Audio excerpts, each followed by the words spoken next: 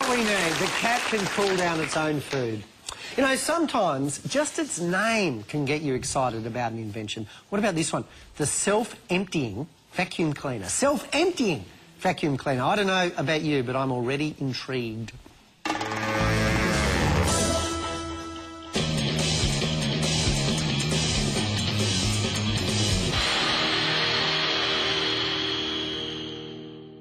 Cleaning inside a heavy vehicle's cabin is critical for extending the life of the machine. Using a portable vacuum cleaner to remove the grit and dirt means you have to carry it around with you, lug the waste and then empty the unit after the job. The filter often clogs and the unit needs regular maintenance. My invention does the cleaning with ease, and when you finish the job, it empties itself. The units are individually mounted on the outside of the cabin, powered by the vehicle's battery, and allows the vacuuming to happen with a long hose. When the vacuum's turned off, the collection chamber uses gravity to release the waste by itself. When the vehicle moves again, the vibration shakes the primary filter clean and reduces the maintenance on the unit. I've invented the SEIV with plenty of grunt for dirty jobs. Please welcome from Melbourne, Michael Herrett. G'day, Michael. G'day, James. Thanks for coming in. Now these trucks, well, this is a cabin of a big truck like this very small truck. Pretend baby truck. That's right. But they're on the road or on the dirt road 24/7. One driver gets out, another one gets in. That's correct, yeah. And there's a lot of dust and dirt around, so they've got to be kept clean. And as we saw in the package, sort of climbing up with a backpack, well, I guess it takes a bit of time, doesn't it? It does. It has to be, trucks have to be set aside to be cleaned, and they can't afford that time to have them down. Yeah, whereas what you've done, you've made it really easy. You don't have to carry around anything. That's just permanently mounted there, right? Mounted on the truck. That's the unit. And once the driver has finished his or her shift, there's a little switch here. All they've got to do is grab it. Don't even have to get up. Turn it on. Do this. Da-da-da-da-da.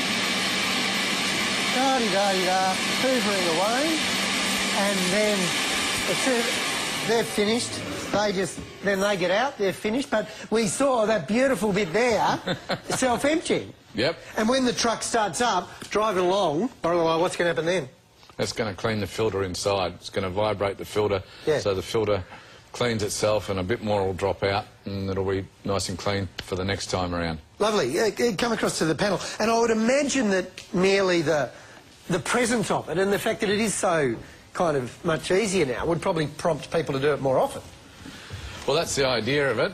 OH&S want the cabins clean so people can have a clean environment to work in, so it's a safe environment, so there's nothing to slip on the floors and that sort of thing. It also helps the maintenance of the trucks. It helps the trucks and the excavators all last a hell of a lot longer. Nice. Alison. Michael, it makes so much sense to, you know, help maintain these machines that cost an absolute fortune to replace. What are the OH&S issues? I mean, just a bit of dust on you, and miners love that, don't they? But in the mines, you get iron ore dust, you get coal dust, you get Pyrox dust. It's can be hazardous to the health. If you think of the miners of the olden days, they died from all this sort of thing.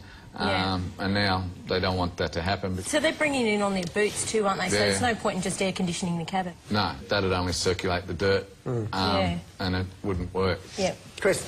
Yes, the obvious question, I guess, is you have to provide training to many truckies on how to use a vacuum cleaner, I guess. But is this a wet and dry vacuum cleaner, or, you know, will it take up, you know, water and, you know, wet things and mud and so on, or only dry stuff? It will cope with the wet as well. It's because it's got a tangential bypass motor in it. A what? It's a motor that will, anything that it sucks up, like water through the filter or anything like that, it will go out the side of the fans. It won't go up into the electrics of it. And, OK, so when it gets into that cone arrangement at the bottom, is there a risk that it will clog? And how does the truck driver know that it's actually, you know, jammed and nothing's coming out and it's just building up? No, because it self-empties every time you clean it. Even with wet and mud and... That'll only make it drop out more because of the weight. Because of the cyclonic effect, the heavy dirt goes to the outside and the light dirt sticks to the filter. So at the end of the day, when he's done the vacuuming, the heavy dirt drops out first, and then the light dirt drops off the filter when it gets shaken later on by the movement of the truck or excavator.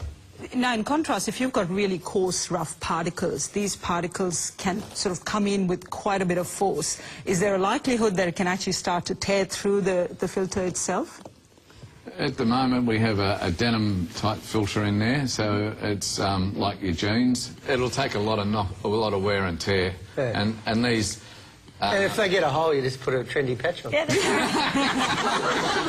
It's recommended that when they service the machine every 1,000 hours that they change the filter, and the filter costs $20. Yeah. Summing up, Alison. Oh, Michael, for this application, the design is absolutely spot on, and I love that it's just about shifting dirt from one spot to the other, which is what mining is anyway. That's exactly right. Well, the first place I'd fit one of these is to my son's bedrooms, I think, because like mining trucks, the more automated the cleaning of those should be, the better. Oh, I was going to say, OK, so that means that I could actually have one of these attached to my house, and in addition to self-emptying, it could be the self-doing vacuum cleaner. It could do it on its own as well. That might be next year. That might be when you come back next year. Good on you, Michael. Please thank Michael Harrett. Thank you very much. Thank you, Jane.